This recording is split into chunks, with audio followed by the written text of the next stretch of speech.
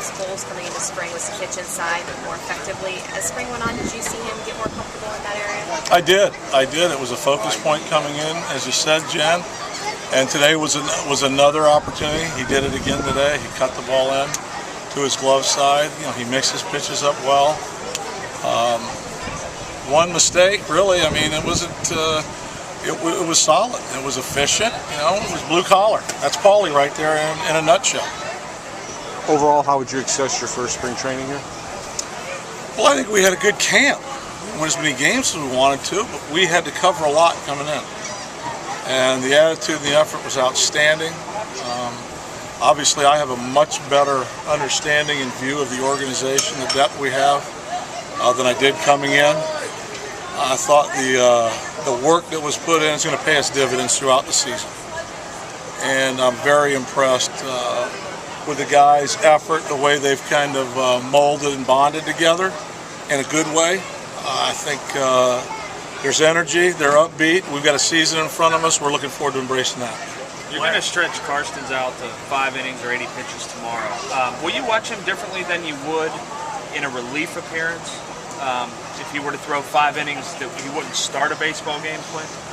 Well, you know, that he could come into a game in the second inning, you know, and end up pitching 5. So it's just going to be the volume. It's going to be the consistency of hitting the glove, following the glove, the mix of pitches, the command of all his pitches. So, you know, he goes out there and he battles, and he knows who he is. He doesn't usually try and overpower. He doesn't outpitch his skill set. He stays with himself very well, and he's done it in the past. So is that why he's a pretty decent swing guy, because he doesn't get too high or too low? He's pretty go with the flow kind of guy. He's a go with the flow kind of guy, and you know what? He's in a good place right now with his mental approach.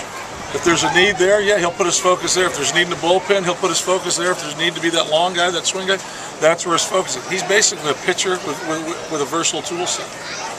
Josh Rodriguez talked early in camp about he was trying not to do too much and sometimes struggled with that. Has he looked more comfortable as spring has gone on and kind of just letting his skills play out? He has, and that's a hard. It's a hard experience, but it's a good experience for any young player to go through it. We had a number of guys in camp this year probably potentially battling for an opportunity at the major league level for the first time. And you know, trying too hard, that's part of life, and that's part of sport. But you also got to find a way where you calm yourself down, you play to your skill set to give you a chance to be the best player you can be in whatever environment it is. He did a much better job of that the last 2 weeks.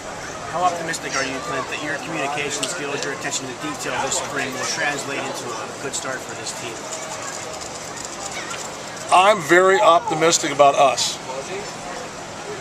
I bring what I bring. I've asked them to bring what they bring. I think the communication has been received well. I've tried to be clear, clean, and accurate with everything I've said. I've given the coaches every opportunity for them to communicate in all their specific areas. We've given the players opportunities to ask questions. So I think we've been able to rearrange the furniture here a little bit. The mindset, the challenge that's in front of us, the opportunity that comes with the challenge that's in front of us.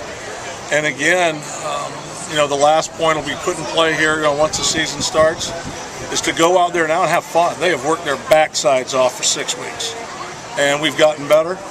And now we'll embrace opening day when it gets here and see where it takes us. Will it be detrimental, or can it be that Chris Snyder might not be ready, that James McDonald, that Joe Beimel, and those little injuries might? Well, could it be detrimental? Yeah, it'll affect the team. You'd like to come break up the season with a full metal jacket, but I don't know if there's any team out in baseball that's going to do this spring. Very rarely does it happen. Again, it gives you opportunities to check your depth. There's also always a couple of guys that wanted to play more. These opportunities, when guys go down or get dinged up, spend time on a deal, that gives those other guys opportunities to get involved and gives them an opportunity to perform once the season starts. So that's the way I've always looked at it. You've got to have an organization, a team that's built for adversity. You don't raise your hand to get in the front of that line, but when it comes, you just deal with it and you move on. Biggest surprises for the team this camp, what do you think about it? I don't know biggest surprises. I haven't tried to set the bar on anybody. I've just given everybody a chalkboard to write their own little game up there, show me what they can show me this spring.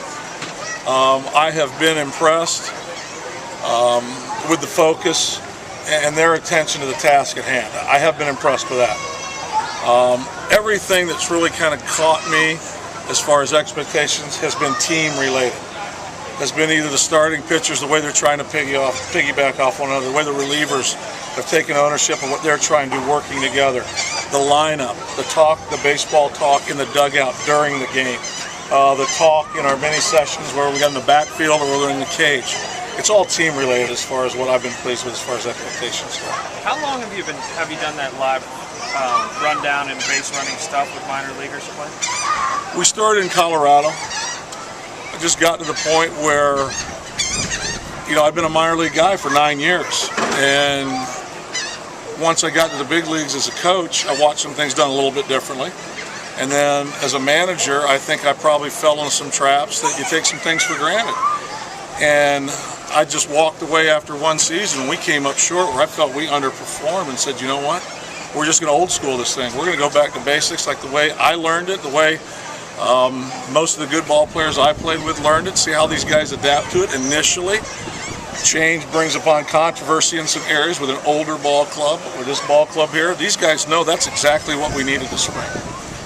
And I think they've seen the benefits of it, and they understood once it started happening, when you add that dynamic of speed in your drill work, it gets your attention, it makes your work cleaner. Thank you. Okay, Thanks, you're welcome.